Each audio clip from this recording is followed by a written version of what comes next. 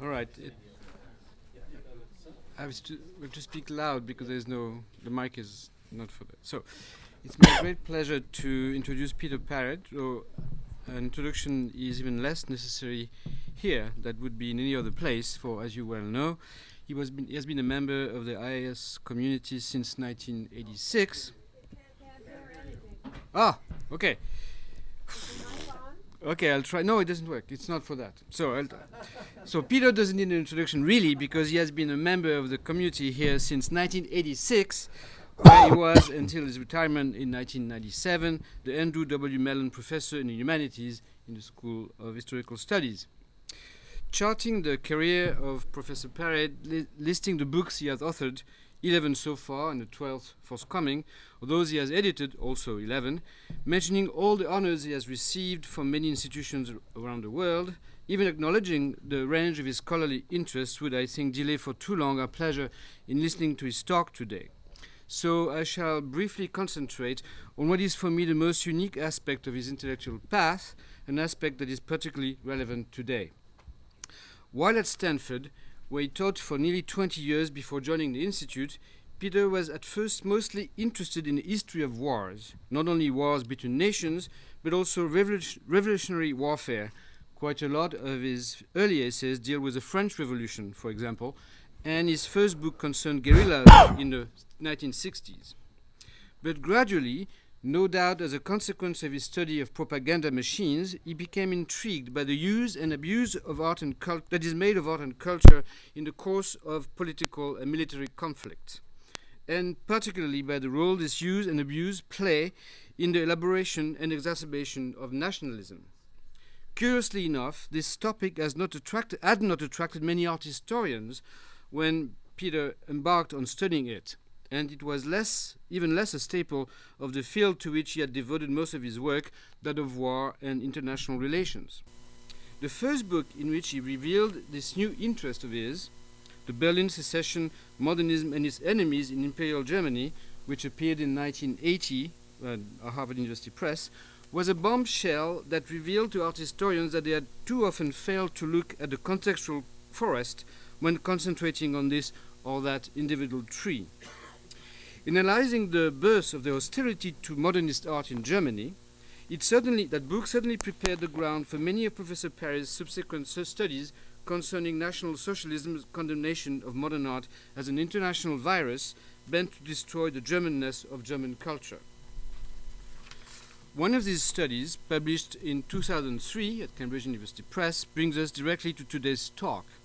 Its title is An Artist Against the Third Reich, Ernst Barlach, 1933-1938.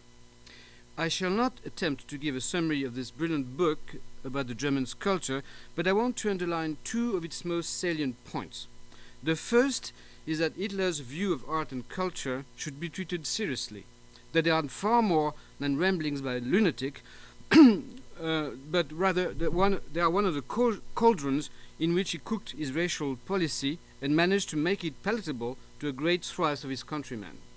The second point is that Barlach was condemned by the Nazis less for what he did in his art than for what he did not do. And at this juncture, I cannot resist quoting a passage that I find particularly eloquent in the book.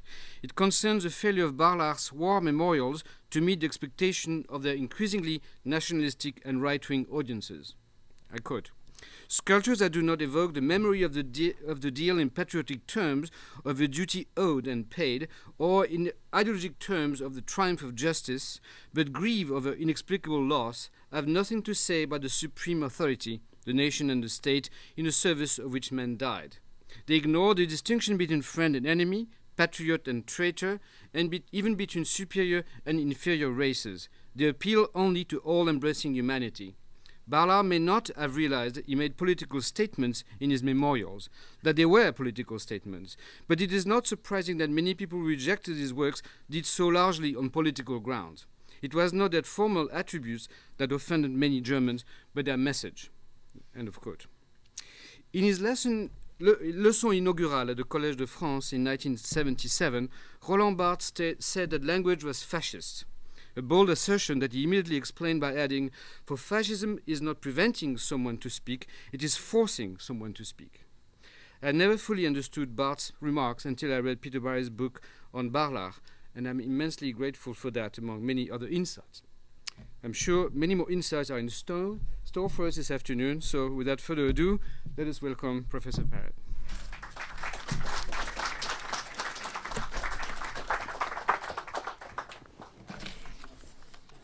Thank you very much.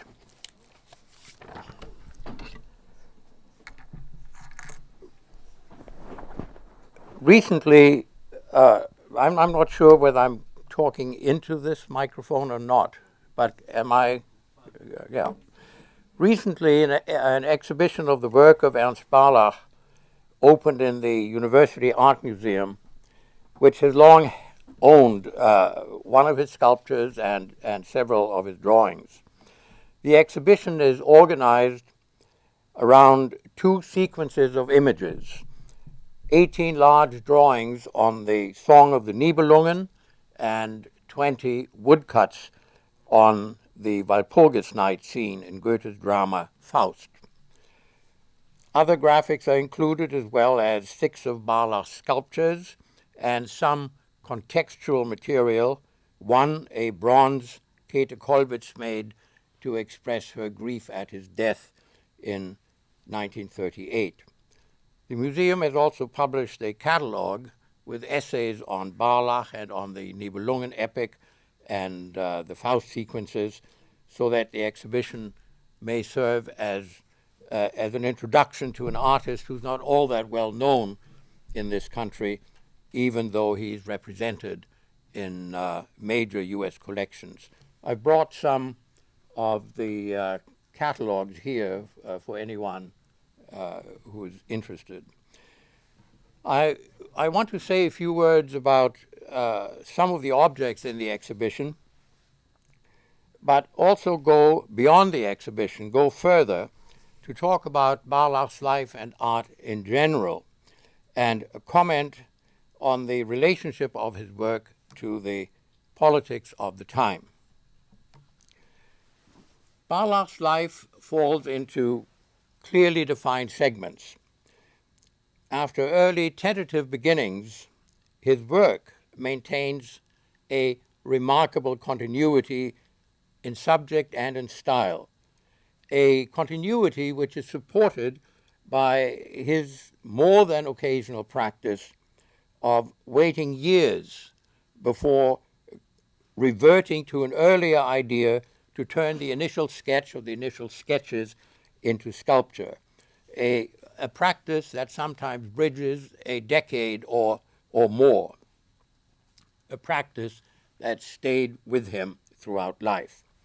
He was born in 1870 in a small town north of Hamburg, the son of a physician.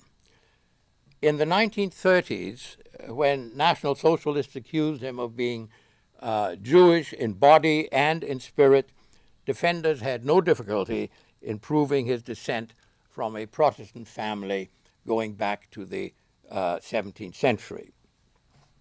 He studied art, became a teacher, but, as he said, could not find his way until in 1906 he spent 2 months visiting a brother who was an engineer who was working on an industrial project in the Ukraine. And this trip Barlach experienced as an act of liberation. He sketched life in the seemingly endless Russian plain, which nevertheless reminded him of his native North German countryside. And in this new yet familiar environment, earlier efforts and experiments came together. When he returned to Germany, he made several sculptures after his Russian sketches, submitted them to the jury of an international exhibition in Berlin. They were accepted. Critics responded favorably. An important publisher and art dealer offered him a contract, and at the age of 37, Barlach rather suddenly found himself in the forefront of German modernist sculptors. The image on the screen is one of the sculptures with which he scored his first success. The porcelain figure of a blind beggar. As the flowing lines suggest, and they would be more easily seen if we had a photograph of the side of the figure, but as these lines suggest, Barlach at the time was influenced by Art Nouveau. Although even at this early stage, he rejected the strong decorative note, and his beggar has an emotional energy that Art Nouveau rarely achieves. In a second figure,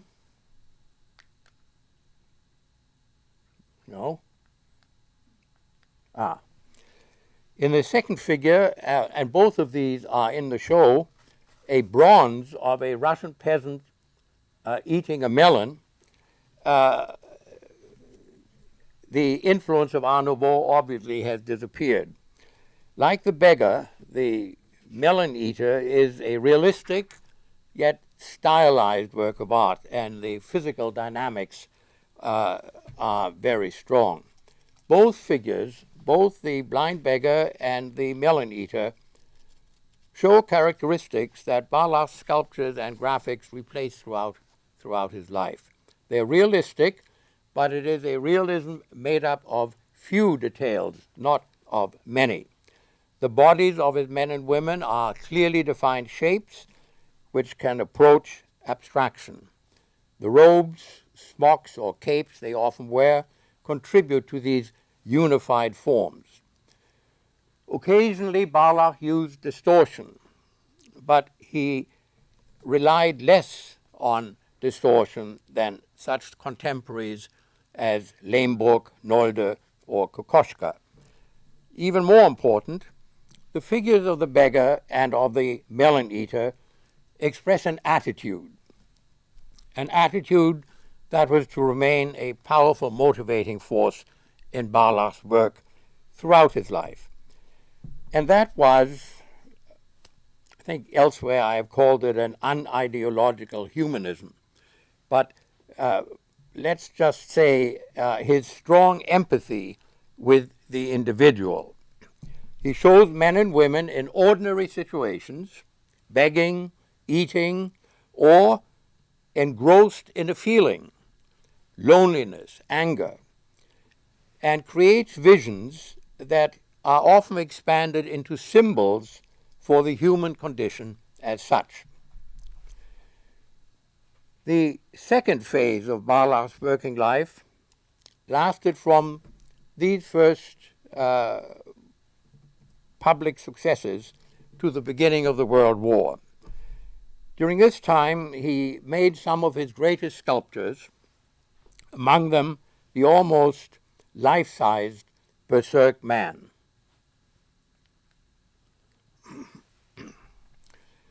Again, we see the stylized realism of face and body, the same stylized realism that we noted earlier, as well as the conversion of the body into abstraction, but an abstraction that directly conveys the living presence. Another figure of this time, the lonely man,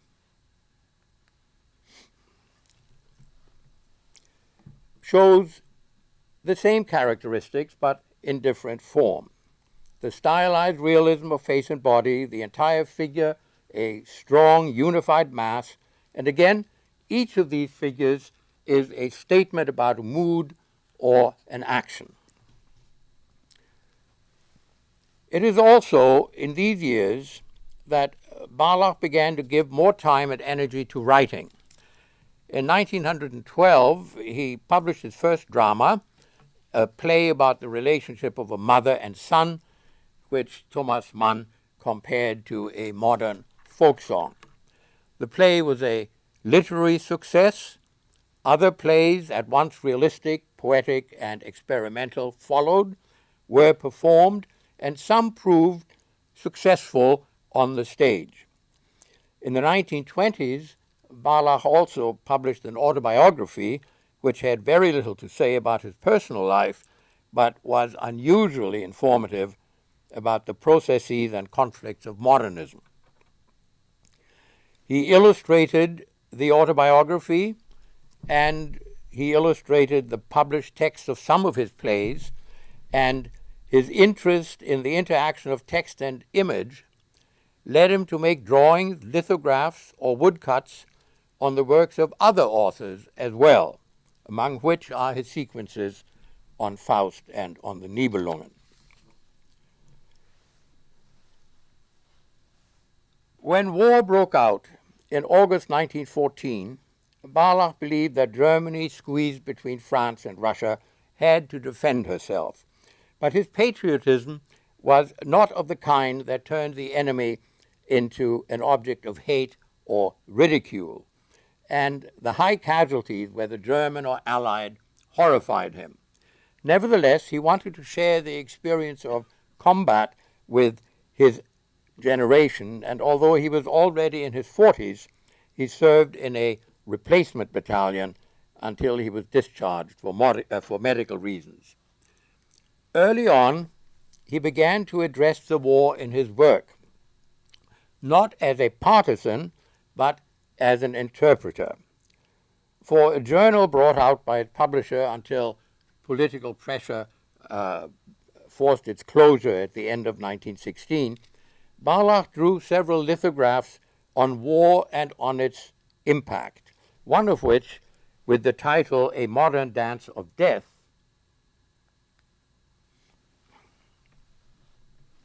appeared in October 1916, and it is remarkable that the German censorship would let it go through. As you can see, the title is From a Contemporary Dance of Death, and war is shown as a giant straddling a pile of bones, raising a sledgehammer to smash all before him. Barlach realized earlier than most that Germany would lose the war, and when the Kaiserreich collapsed in November 1918, he didn't grieve for the imperial system, which he thought had played a poor hand badly. In his politics, he was a rather elitist, old-fashioned liberal. Unusual at that time for someone of his background, he was free of ethnic, religious prejudice. He had strong sympathies for the lower classes, whatever their nationality, even though he doubted their ability to withstand agitators from the left or the right. He supported the cultural policies of the Republic, but rarely left his studio to lecture, did not take part in the work of cultural or art organizations. All this despite the fact that he had become very well known both for his plays, as much for his plays really, as for his art. In this fourth phase of his life and work, the years of the Weimar Republic, his prominent position in the arts was officially confirmed by his being awarded Germany's highest cultural honors. Nevertheless, he remained his own man, did not closely associate with other artists, had no wish to attract students or followers. Despite his isolation, however, his self-imposed isolation, he was in fact representative of many of the artists, writers, and composers who created Weimar's cultural efflorescence, most of whom had, as he had, grown up and been educated under privileged conditions in the empire, and most of whom, like Barlach, achieved their first successes before 1914. Another illustration of the fact how much the culture of Weimar was a product of the empire, already successful intellectuals and artists being given new scope by changed conditions. As we shall see, Barlach's reactions to the attacks he suffered after 1933 are difficult to understand unless we remember that he had grown up in a stable social and legal system in which a successful artist, whose father was a physician, was confident that his rights and privileges as a member of the educated professional bourgeoisie would be respected. It was in these years that Barlach intensified his experiments with narratives consisting of images. He created sequences of images on themes without texts. For example, 7 woodcuts showing different images of God, a copy the Princeton Museum bought in the 1940s. These sequences would be published as portfolios. He also began to work with the text of other authors, his illustrations from the first turning into interpretations. They remain faithful to the author's statements and intentions, but they achieve their own autonomy. In different ways, this expansion of his work is exemplified by the Walpurgisnacht woodcuts and the Nibelungen drawings.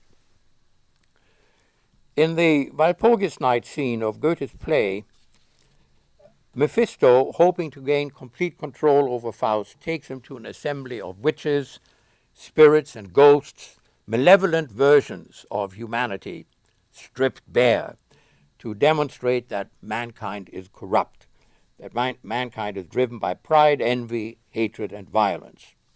Faust recognizes these traits in himself as well as in others, but he retains his freedom from Mephisto because he continues to believe that human beings, as weak, as feeble as they are also capable of truth, honesty, and love. This woodcut of Mephisto kissing a witch shows Barlach entering into the verve and spirit of Goethe's poetry to create a rare integration of text and image. The book achieved 5 editions and became an important example of the interaction of a classic text with modern art. Illustrating the Song of the Nibelungen proved a more complex task than working on and with Goethe. Like the Walpurgisnacht segment of Faust, the Nibelungen epic is superlative literature, but at the beginning of the 20th century, it carried interpretive and political baggage that made illustrating it a more problematic, yet also a more significant project. The Song of the Nibelungen was written around 1200 AD. It incorporates a number of German legends, some reflecting historical events linked to the migration in the 5th century of the Huns from Asia to Central Europe. After the epic was rediscovered and translated from Middle High into modern German, it gained great cultural and eventually political significance. As the Iliad in the early 19th century provided cultural justification for Greek self-determination, so in the Napoleonic and post-Napoleonic era, the Song of the Nibelungen became one of many cultural inspirations for German unification. Its poetic power, as well as its subject matter, inspired generations of artists, writers, and composers. Wagner, of course, based his operas on related Scandinavian legends rather than on the German epic. In prose versions, and as a eventually compulsory subject in the curricula of secondary schools, the poem entered popular culture. Its heroes, from Siegfried on, acquired iconic stature, an example being the many children now named after the epic's heroes and heroines, even though these figures have enormous weaknesses as well as strength. Siegfried, for instance, is not only a champion of of noble masculinity. He is aggressive and he is dishonest. Hagen deceives Siegfried and kills him by thrusting a spear in his back. And yet there were some Germans whose first names were indeed Hagen. In the course of the 19th century, these characters of the epic, multidimensional characters in every respect, were reduced to two-dimensional purity, not least by artists and writers, who now presented them as flawless inspirations for later generations. Let me briefly summarize the plot of the poem, with an emphasis on its last part, the part Barlach chose as his subject. Siegfried has married Kriemhild, the sister of three kings. In fact, we're talking about tribal leaders who rule a land on the Rhine. They begin to fear him because of the enormous treasure he has won in earlier adventures and because of his aggressiveness. And their uncle, Hagen, driven by loyalty to his nephews and with their consent, kills Siegfried. To gain the power she needs to avenge her husband, Kriemhild marries Etzel, king of the Huns. He's the historic Attila. After some years, she invites her brothers and Hagen to her court, where she intends to kill them. The Nibelungen accept, start out with a large retinue. Various signs indicate that they're moving into great danger, but they continue on their journey from the Rhine to Hungary. Once there, the Huns, egged on by Kriemhild, attempt to murder them in their sleep.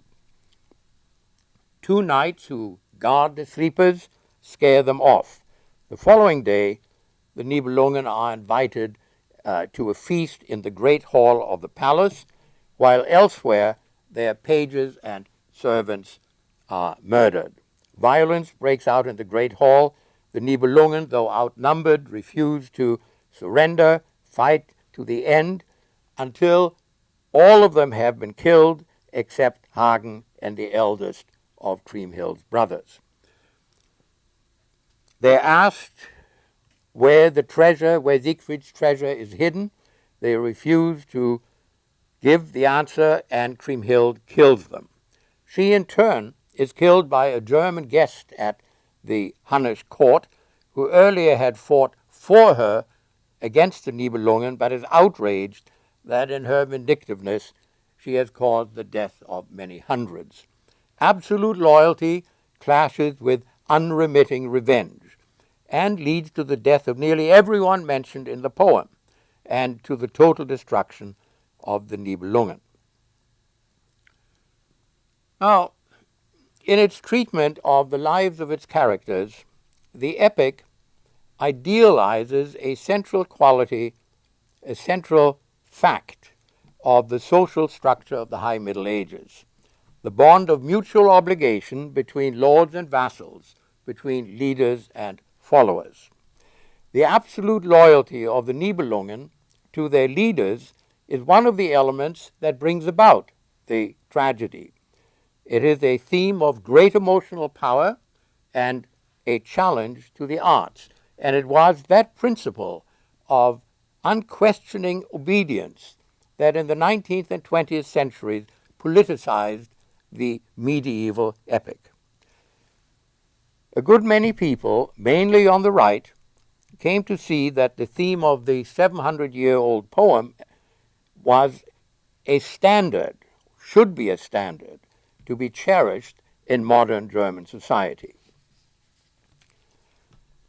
Barlach drew his first studies of the epic in 1909. We do not know what led him to the subject. It may have been a speech in the Reichstag by the Chancellor of the Reich, Prince Bülow, in March of that year, in which he used the term Nibelungen loyalty to describe the bond that tied Germany to Austria-Hungary, a commitment that after the assassination of Francis Ferdinand 5 years later helped bring Germany into the World War. Another motive might have been the heroic interpretation of the Nibelungen in the arts, which certainly irritated Barlach. In the following years, he made additional studies, but it was not until 1922, after the World War, a conflict in which Siegfried and the stab in the back assumed ideological significance. Remember, Hagen killed Siegfried by thrusting a spear in his back, in which these Nibelungen components assumed ideological significance, that Barlach decided to draw the sequence. After further studies, he made 18 large charcoal drawings on this last part of the epic.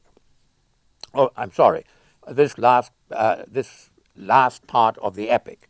And he found a startling solution to the problem of respecting the epic as poetry while rejecting its ethical message. Some of his drawings are in accord with the poem. Here is his interpretation of one of the poem's remarkable episodes. After the first quarrels at Etzel's court, the Nibelungen bed down and are lulled to sleep by melodies played by a knight, Volker the fiddler, who now stands guard while the others sleep, who now stands guard with Hagen. Hagen and Volker, arms and the arts, together guard society under threat. Barlach's drawing had the substance and calm of one of his sculptural studies. Other episodes of the same poem he treats very differently. In his youth, he had contributed drawings to popular journals. Now he returned to this genre.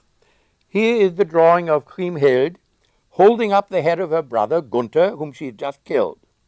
The sketch is certainly powerful, but its elements, her flattened two-dimensional feet and legs, the abrupt twist of her shoulders which bring her stiff, parallel arms forward, the head of Gunther, tongue sticking out, blood dripping from the mouth, all seem to come from a comic strip. The 18 drawings alternate between Barlach's brand of realism and the comic strip's exaggeration and simplification. Although they date from as long ago as the early 1920s, that is a very modern combination. But the dichotomy may have posed a problem to Barlach. Whatever the reason, he did not draw the final climactic episode, the killing of Kriemhild. The sequence remained incomplete and in his lifetime unpublished, which is a pity. Weimar Germany badly needed effective answers to the propaganda of the right, and Barlach's take on the political perversion of the epic might have had an impact. His failure to complete and publish the sequence seems like a symbol of Weimar's failure, despite its strong democratic energies, to prevent the coming of National Socialism. In the Third Reich, of course, the epic was welcome fodder for ideologues. A prime example, but only one among many, being Göring's speech 2 days before the capitulation of the German Sixth Army at Stalingrad, a speech to the nation in which he compared the battle in Russia to the Nibelungen fight in the Great Hall and called on the troops to fight to the end. It was in another area that Barlach's art entered the politics of the time, at first without his realizing it. A force not always given sufficient weight in our understanding of the cultural history of Weimar is the war's continuing psychological and social impact. The loss of some 2 million men, the guilt and resentment of the survivors, the powerful stimulus that 4.5 years of violence and destruction exerted on the extreme left and the extreme right touched nearly everyone, either directly, openly in reaction to it, or in escape from it.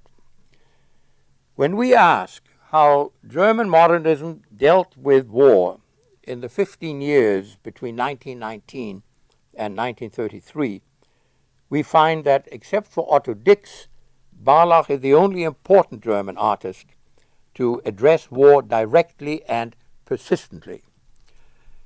His treatment of war took a somewhat unusual form. Earlier, we saw his lithograph of war as an all-destroying giant. In the Christmas 1916 issue of the same periodical, the last number that could be published, he published a lithograph showing the Mother of God framed by swords. Beneath her, a plea is spelled out, Dona nobis pacem, grant us peace. In 1921, Barlach returned to this design in a plaque for a church in Kiel to commemorate the fallen in the war. And this led to commissions for war memorials throughout the years of the Weimar Republic. And Yves has already referred to these war memorials, which are indeed a very significant part of Barlach's oeuvre. Barlach's war memorials were unique in the 1920s, and they remain unusual even now, nearly a century later. Officially sponsored and placed in important public spaces, the monuments became demonstratively unofficial in his hands. They neither show the fallen as heroes who died serving and defending the nation, nor do they carry statements, decorations, or emblems referring to the country or even the community. They are pure expressions of grief over the killed, and of empathy for the survivors. They were also unusual in their conception. One, in the Dome in Magdeburg, shows soldiers standing around a cross. At their feet, three figures emerge from or sink into the earth. One can't be certain. In the center is a skeleton, a steel helmet on its skull. On the skeleton's right, a veiled woman, her fists pressed together in despair. On the skeleton's left, a bearded man, his hand holding his head in horror, while a gas mask at his chest seems like the head of a monster crawling out of the depths. Another monument consists simply of a sitting woman, the stiff corpse of a soldier across her lap, the two forming a cross. A sculpture that is not directly a war memorial, but honors dead and living members of a university, is the fighter of the spirit, or the fighter of the mind, Geistkämpfer. The sculptor stands by the side of the University Church in Kiel to celebrate learning as a struggle with oneself and with the world. A winged figure holding a sword stands on the back of a wild beast. Our mind overcomes our destructive instincts, a message that takes us back to Faust. Perhaps I should add here that the wild beast symbolizes not only the destructive tendencies of humanity, but also quite specifically the destructive character of the state, because Barlach patterned the beast after heraldic sculptures that medieval rulers had set up as marks of their sovereignty in the North German towns in which he lived.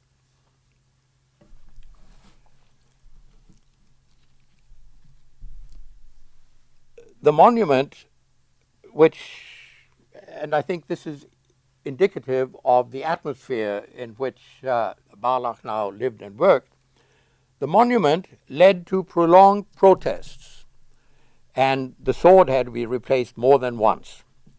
It led to protests because somehow, particularly on the right, people felt that something that they idealized, knowledge, particularly advanced knowledge, should not be treated in this highly personal way, that it was something that should be set apart and not interfered with. Even more famous and more central in the ideological struggle that was now tearing Germany apart was Barlach's memorial for the war dead of the congregation of the Dom in Güstrow, the town in which he lived for the last 25 years of his life. A 7-foot-long, stretched-out bronze figure of an angel, arms crossed over the chest, suspended from 2 iron rods, floating over a slab in which the dates 1914, 1918, and nothing else are chiseled. The monument caused a sensation.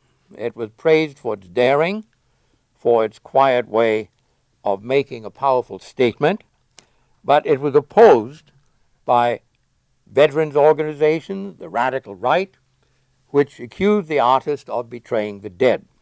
Opposition also came from people with more moderate views who were uncomfortable at the monument's lack of any justifying emblem or statement.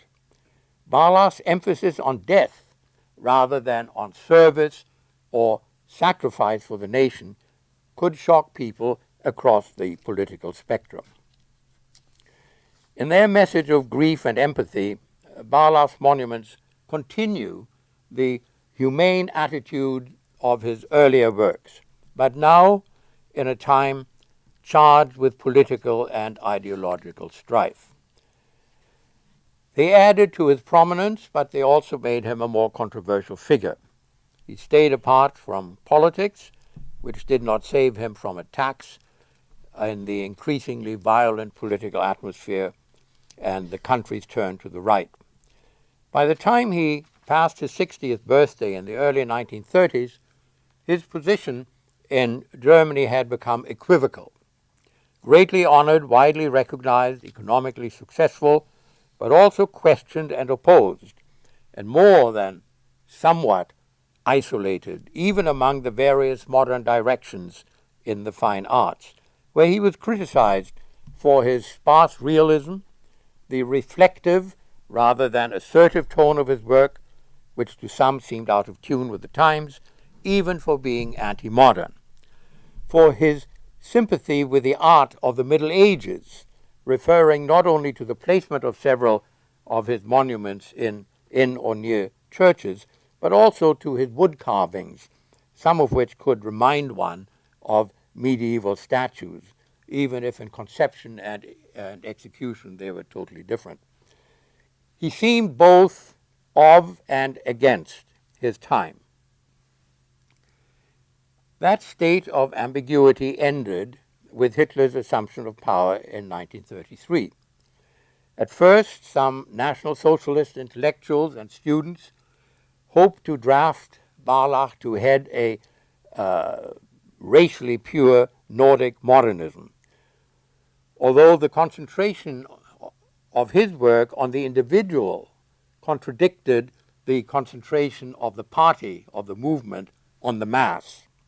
But neither would Barlach accept such a role, nor would he be granted it by the party's leading ideologues. Alfred Rosenberg, the author of The Myth of the 20th Century, with Hitler's Mein Kampf, the movement's principal ideological statement, accused Barlach of cultural treason and singled out the Magdeburg War Memorial as the travesty that besmirched the German soldier. While Goebbels, who liked some of Barlach's work, mainly in part because Goebbels thought of himself and tried to present himself as a risk-taking intellectual, but even though he liked some of Barlach's work, he also regarded him, largely because of the war memorials, as dangerously naive and infected by Western values. Nearly 400 of Barlach's works, mainly drawings and prints, but also sculptures, were taken from museums and galleries. The monuments were dismantled, some were destroyed. The floating woman was eventually melted down for the war effort.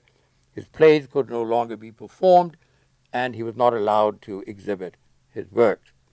When a volume of his drawings was nevertheless published in 1935, it was on Goebbels' orders confiscated by the Gestapo as a danger to the German people and included in the Degenerate Art Exhibition.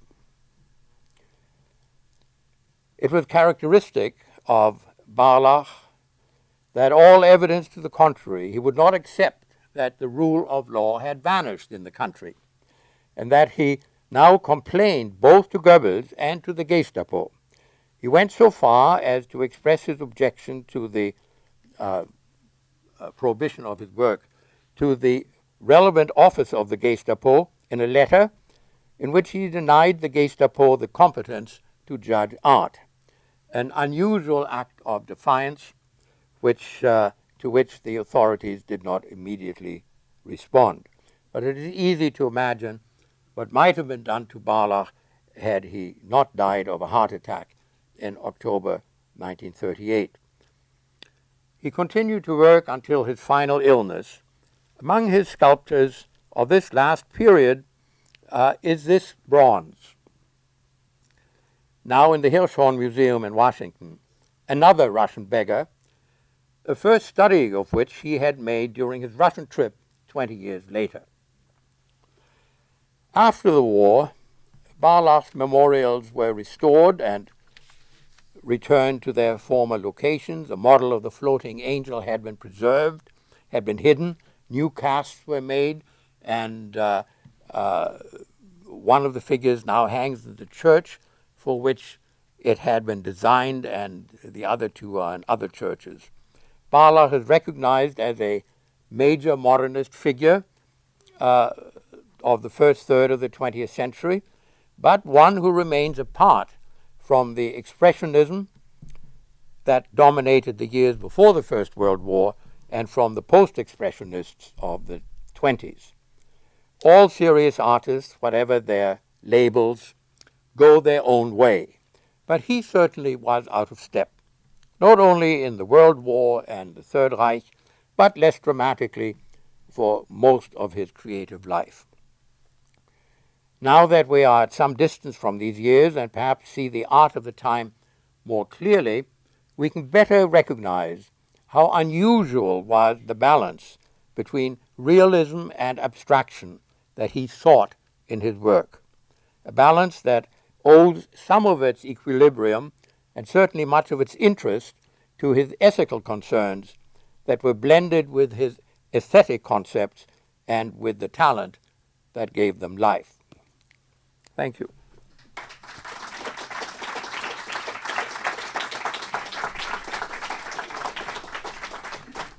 If there are any questions, I would be happy to try to answer them. I don't have a question, but I would apologize for a duty I failed to do, which is to invite everyone here to a reception.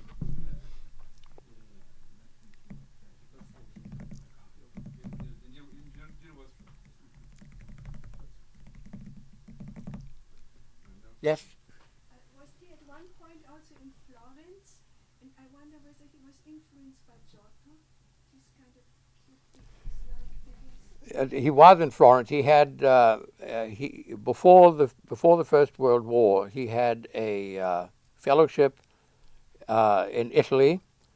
I'm trying to remember whether he mentioned Giotto in his correspondence, but nothing comes to mind right now. I'm sure that he was influenced by many, throughout his life by everything he saw. Could be, yeah.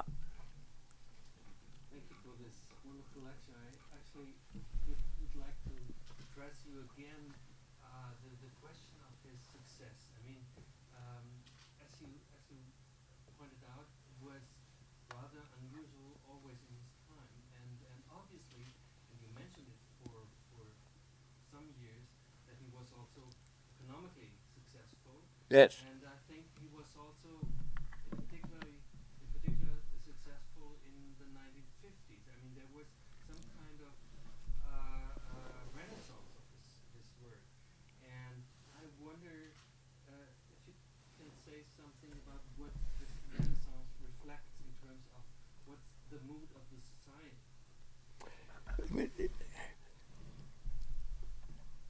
I find it always extremely difficult to understand economic success or even critical success. And in this particular case, it would be even more difficult because what happened after the war happened not only in Germany, where, as you know, of course, much better than I, there were very strong tendencies to go back and find good things and reconnect with them. But you have the same gradual increase in reputation and interest in outside of Germany. I don't understand that. I must admit that I have never asked myself that seriously. It happened. And of course one can make an easy and meaningless answer and say, well, quality will eventually rise to the top, but we know that isn't always the case. So I can't answer your question, I'm sorry. You have any ideas about it? Well, I think the idea of suffering, which is in these works, appealed particularly to post-war Germans again. And Yes. it's kind of if I may say so, it's an apolitical version of suffering, or it could at least be read as apolitical. I understand perfectly that your interpretation for the 30s or for the 20s, and I think you are quite right. At that time, it was, in a certain sense, given the heroic assumptions, it was political. But in the 50s, one could probably also read it as Yes. somehow universal suffering. Yeah. And this would definitely Yeah, apply to the Germans. Well, it's interesting. What you suggest is very interesting. That is to say that after 1945, there is a new understanding of and interest in suffering. I would have thought, in a very basic way, that there was a turning away from suffering as much as possible. But perhaps both of these things were happening at the same time.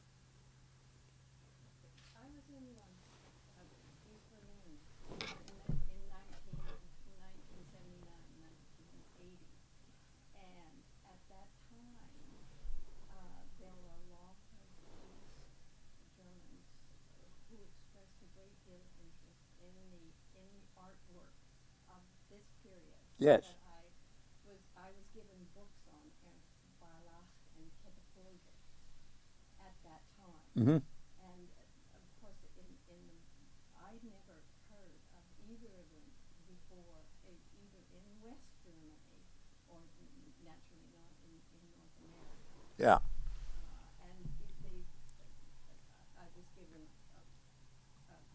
the day books, for instance, of Order.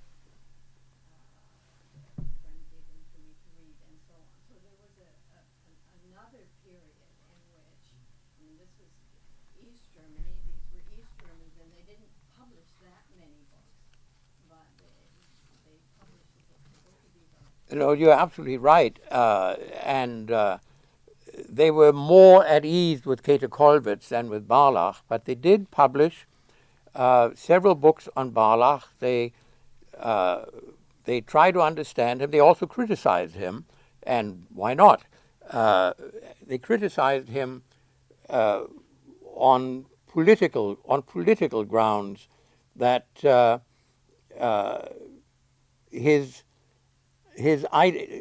they criticized him for idealizing the human being and for not making sufficient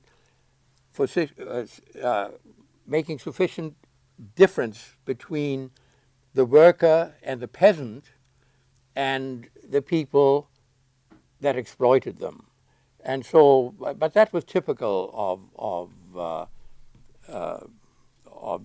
East German attitudes toward art at the time. And some important work on Barlach was done during the time. And one thing that was very important, they did maintain his studio and turned it into a small, very modest museum. Yes, I think you're absolutely right. Yes, the artist seems to give so much importance to the hands in his art, and they're so beautiful, often holding objects, and maybe a bit more realistic. Do you have anything to say? A personal reaction to his use of hands? Well, I admire his hands, and I mean, I think these two hands are just magnificent. But I think I perhaps don't fully understand your question, but I do think that they exemplify what I was saying earlier. We have a very strange combination of abstraction and realism in his work. I mean, one could do this if one really tried very hard. One could look at this figure and ask oneself, how would it look if Rodin had made it? And what you could see right away was that everything would be extremely busy. There would be hundreds of details that are totally lacking here. And there might even be perhaps a greater union between the body and the overall position and the hands. But here you have great simplicity, and then you have hands which go beyond the great simplicity without fully leaving it. I mean, I would say, that's perhaps all I should say. But But when you were saying it, you were using your hands. When you were saying it, you were using your hands. yes, no, absolutely. Read the significance. Yes. These hands tell us. Oh, tremendous. Yes, no, I totally agree. And it is interesting when you compare the drawing that he made of this figure in I guess it was 1908, either 8 or 9. And then he did a model. And then he left it. He didn't like the model. And then, toward the end of his life, he does this. And it's very interesting to compare the model with this. And one thing that troubled him in the model was the relationship between the hand and this bowl here, which you can just barely see. He hadn't been able to figure it out yet, but 20 years later he did. Jim. Pete, I wonder what percentage of the German population was capable of the nuanced, insightful, historical interpretation of Barlach's work that you've just presented. And if the percentage is small, then why didn't the National Socialist propagandists ignore these people and interpret Barlach's work in any way they chose to the masses? Well, I think you're absolutely right. Looking at the 1930s from our perspective, I want to say, good heavens, they could say anything they wanted to, and one could twist the evidence sufficiently, perhaps not in every figure, but for much of his work, to make it entirely acceptable and integrated in a kind of broad cultural propaganda. I can't fully answer your question, but there are a number of things that can be said in response. And one of them is that when you deal with organized political extremists, let's say the National Socialists in 1933, 1934, or let's say the communists at about the same time. You can see that their rationale constantly stumbles. And it stumbles because they are either captive of an ideology or look over their shoulders constantly to make sure that they are in line with the ideology. And so you don't take that risk. You think? Well, anyway. Could you say a bit about Barlach's artistic legacy in terms of his influence on other artists? For example, Giotto seems to have both his staple of suffering as well as a stunning combination of abstraction and realism. I think I said in my comments that he was not interested in followers and he didn't have any. Obviously, there were people who were impressed. I can't think of any serious German sculptor of the 50s and 60s and 70s who could be termed a disciple. And it may well be that what he did was even not just in the work itself, but in the stylistic frame of the work, was too personal to function very well for a lot of other people. So I really don't think there is. I'm sure that Irving, do you know? Do you have any idea? I can't think. Really ask this question seriously. I think that it strikes me that his most important influence was on Henry Moore. Yeah, right. But I don't know how well Henry Moore knew his work. We do know that he knew some of his drawings. What about painters around the same time? I was thinking about the Flemish painter Vermeer. Sometimes that looks like he would have looked at Barlach. Yes, and undoubtedly there are others, mainly North European, who work somewhat in that vein, but do it rather differently. I don't think one can see much direct influence. I'm struck by the staging of his work and the relationship that you talked about, where he's a writer of Yeah. play and also with his drawings, with doing the different scenes and so forth, and then the way in which his sculpture very much seems to me anyway to have been made to be seen in a particular location. And I'm wondering to what extent that's true of all of his sculpture, and to what extent the war memorials, as resurrected as they have been, do they preserve the full nature of the original context? So is the one where you have the triumph of knowledge, is the base the original base because it looks so incongruous compared to the rest of the sculpture, which elevates this and makes it so it's difficult to read Yes. knowledge? And then the other one where you show the floating figure, Yeah. is that the grill work around it, is that original, or would you originally been able to? All right. Now, what you say is, of course, absolutely right. Replacing these statues, replacing these memorials, turned out to be a very difficult thing. And one didn't always get it right the first time around. The photograph of the Geistkämpfer, the fighter of the spirit, I mean, that was something that was particularly difficult because the church in which it had originally stood was totally destroyed in the war. The figure was saved because it had been taken away several years earlier. It was preserved, and then it was placed back to a church, next to a church, that was not destroyed. But of course, you had to prepare a base, and the base is undoubtedly new.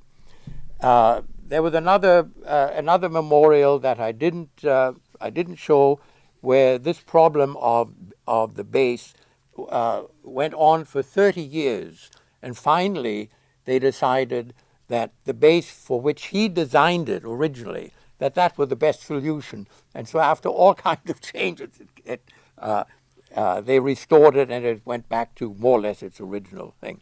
Now, the floating monument. The floating monument is in the position for which it was made. And he designed that very carefully with the position, the location in mind, to the extent that he worked with the glazier to make sure that the nearest windows did not let in too much light. This was all carefully arranged. He, at first, wanted simply a stone slab with the dates 1914, 1918 on the ground. Then the church found the grill of a baptismal font of the 17th century and said, you know, wouldn't it be nice if one could put this around the slab? And he agreed, and I think it worked out extremely well. The only change is that now one thing has been added to the slab, and that's the dates 1939 to 1945. Peter, I wanted to say something, come back to this slightly personal side of things. This is apropos of this reprise of Barlach's 1950, when the point was mentioned, which is exactly when we studied Barlach in St. Louis with a German emigre scholar who was then relatively young, I believe it's 40, some 40. And your whole discussion makes me understand the way I never have, the way he presented Barlach and Katekolwitz and the others, namely as a liberation, as the art that was liberated by the war and the influence of fascism. That's exactly the way he put it, as the kind of art produced in Germany that had been decadent, that had been dismissed as decadent. And now I understand much better how his own take on this came about and the way he presented it to us. Thank you. Yeah. Well, thank you very much.